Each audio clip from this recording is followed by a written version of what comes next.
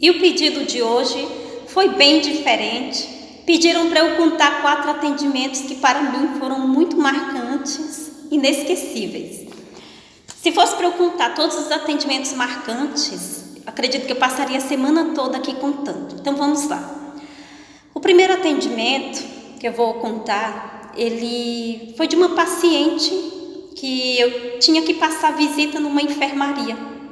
E aí neste dia, quando eu cheguei para iniciar a visita, a primeira paciente que me entregaram o prontuário foi desta paciente. Quando eu cheguei na enfermaria, era uma jovem de menos de 20 anos de idade que estava no oxigênio e com suspeita de câncer terminal. E aí tinham 6 acompanhantes ao redor desta jovem. Estava um silêncio muito grande na enfermaria e aí eu coletei toda a historinha da paciente, perguntei se ela já tinha trabalhado alguma vez, disseram que não, e a única coisa que ela gostava de fazer era ajudar a avó na roça, né, plantando cheiro verde.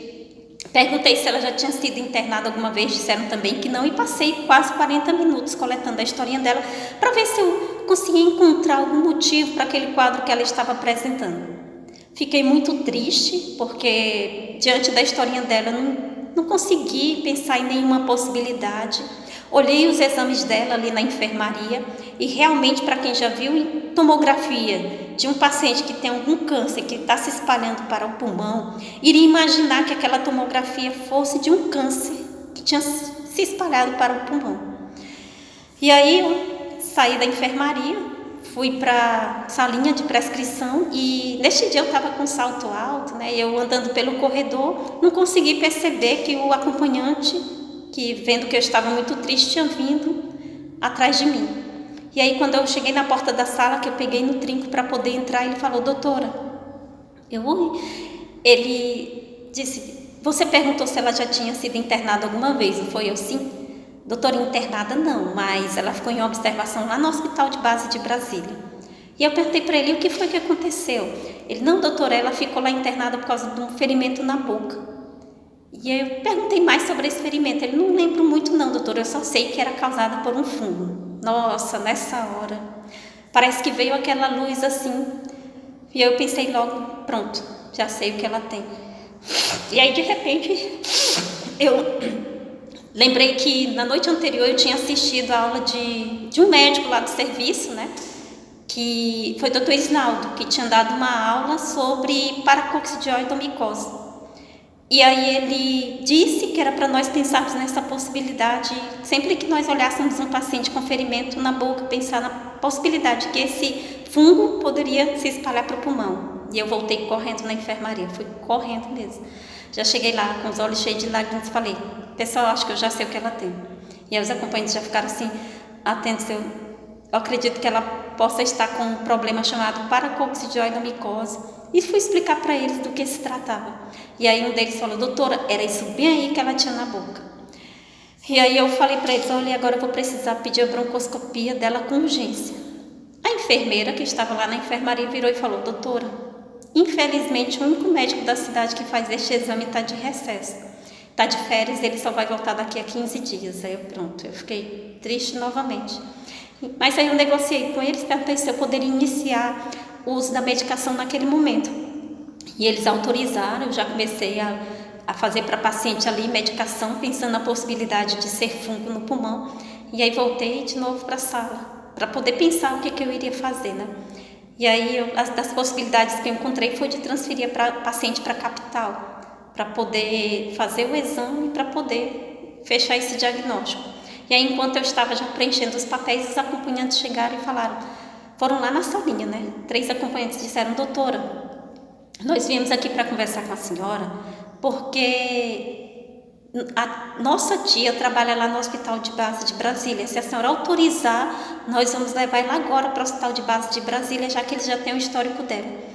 E aí eu falei para eles: olha, ela é muito grave, ela não tem condições clínicas de ir, para ela ir tinha que ser uma ambulância com médico e tudo. Eles: não, doutora, não se preocupe, a gente consegue agora. O mais importante que você fez foi pensar nessa possibilidade.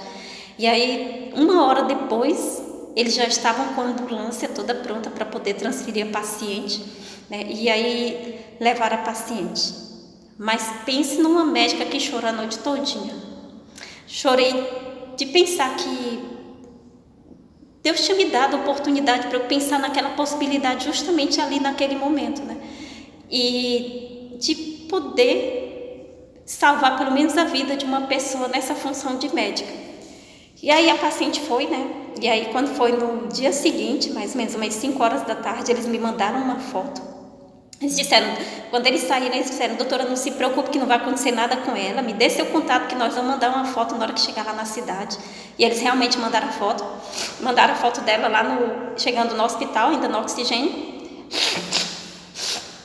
E aí isso umas 5 horas da tarde, quando foi umas 8h30 da noite, eles mandaram novamente outra foto, mostrando o resultado da broncoscopia que ela tinha feito, que realmente tinha confirmado que era fungo. Aí pensa a médica que passou mais outra noite chorando a noite todinha, e acordava à noite pensando que estava dormindo e as lágrimas escorrendo pelos olhos e agradecendo a Deus, né, como eu falei, pela oportunidade de eu poder ajudar a salvar pelo menos uma vida nesta terra. E graças a Deus, depois de alguns dias ela recebeu alta e está bem até hoje, né? Um outro atendimento também que para mim foi bem marcante foi de uma criança que eu atendi no pronto-socorro. E aí essa criança chegou com o pai e com a mãe, né? Estava tendo um evento na casa deles e a criança tinha tomado veneno. E aí quando ela chegou, eles disseram: doutora, ela tomou barragem nessa criança. E eu fui atender a criança e tudo, chamei a enfermeira para poder fazer a lavagem gástrica, foi feita. E aí durante o procedimento de lavagem gástrica, a enfermeira e a mãe da criança disseram: doutora, ele convulsionou. E quando elas falaram isso, eu fiz bem assim, pensando assim: mas convulsão, neste momento? Aí a mãe: porque você não está acreditando que é convulsão? Eu falei: não, é porque a barragem não causa isso. Eu virei para a mãe e perguntei: a senhora tem certeza que ele tomou foi barragem? A mãe: foi, doutora, eu vi, foi barragem. Então estava a mãe e o pai bem tranquilo, né? Por mais que estivesse desesperado, mas ele não estava demonstrando, porque realmente naquele momento é difícil a pessoa ficar tranquilo, mas ele não estava demonstrando isso. Mas a mãe, cada vez que eu perguntava, ele tomou barragem? Ela: sim, foi barragem, eu estou lhe falando. Aí eu insistia: mãe, é porque a barragem não causa isso. E continuei o atendimento da criança. A criança piorou muito rapidamente. Pedi para a equipe, para um estudante que estava lá me acompanhando, e chamar o médico da UTI, né? Coitado do Lucas.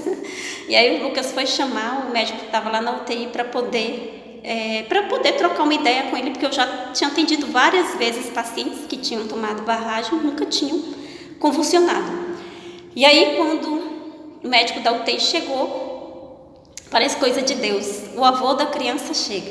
E aí sabe aquela pessoa que parece que é uma luz que está entrando assim na sala de atendimento, que diz: doutora, nossa, doutora, eu confio muito em você. E aí parece que o atendimento já foi mudando totalmente. Aí quando ele encostou para ver a criança, nós já estávamos se preparando para poder entubar.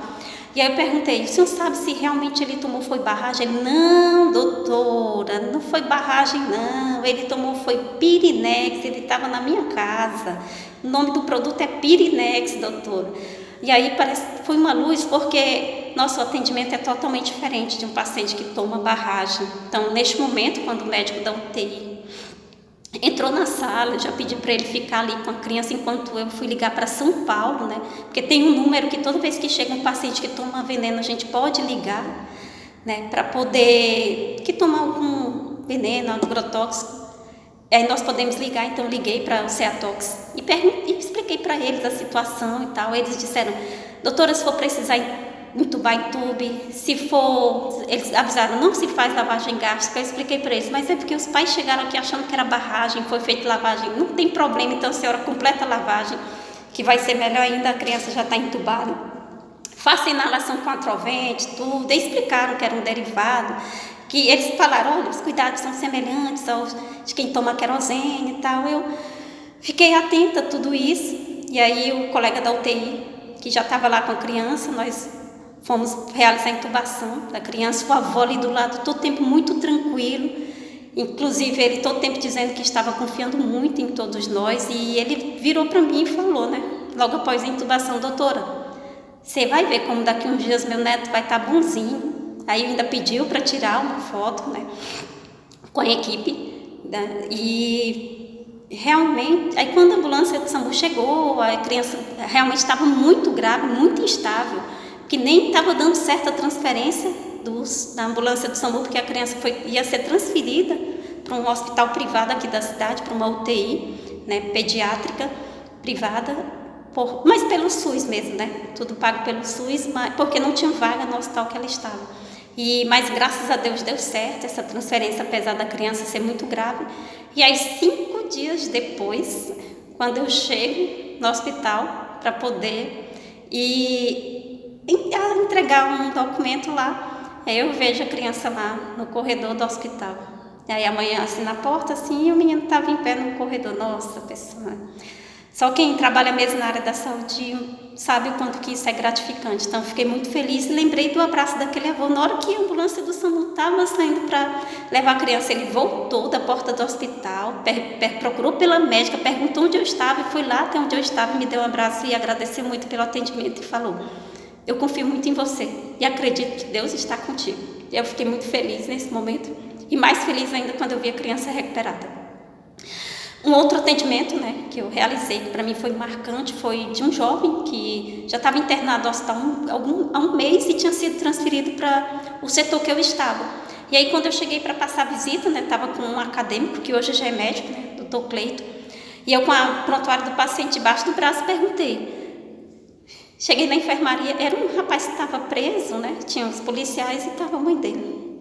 E aí eu cheguei: bom dia, e o que foi que aconteceu com esse jovem? Ele estava sentado assim de costas no oxigênio, né?